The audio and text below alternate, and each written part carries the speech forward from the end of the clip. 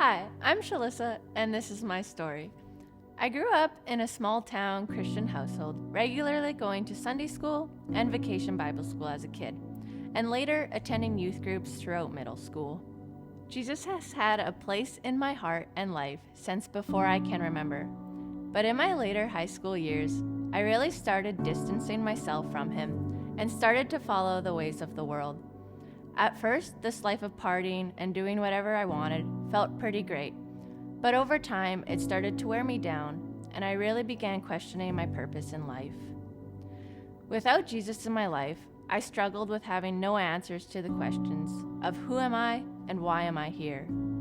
I tried to keep up the Christian act by going to church every Sunday, but eventually my parents noticed I was struggling, and this led me to shutting them out of certain areas in my life. This lasted throughout my first years of online university. After I moved to Winnipeg, in the beginning of 2022, I didn't attend church for a while, but I knew something was missing and that there had to be more to this life.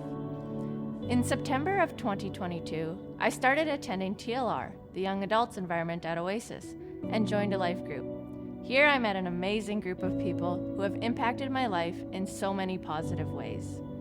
With time, I started to question why I had distanced myself from Jesus, and slowly I began to grow my relationship with him, and I began to see his purpose for my life.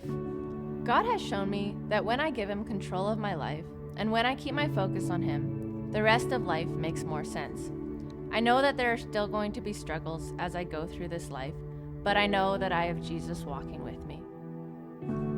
A verse that I have come to lean on when waters of life get rough is Romans 8:18, which states, "I consider that our present sufferings are not worth comparing with the glory that will be revealed in us." This verse shows me that although suffering will happen, I cannot compare these hard times to what Jesus has for me in my future with him. I have had baptism on my mind for a while now. However, I always felt like it wasn't the right time and I wasn't at the right stage in my relationship with Christ. Until recently, when I was talking with someone about everything that had been holding me back from baptism, and they said to me that we shouldn't wait for the right time, but rather be obedient when he prompts us, just as the disciples were. Jesus didn't make it as complicated then as we often perceive it to be now. I have decided that there is no better time than now to obey Jesus' commands and declare my faith publicly.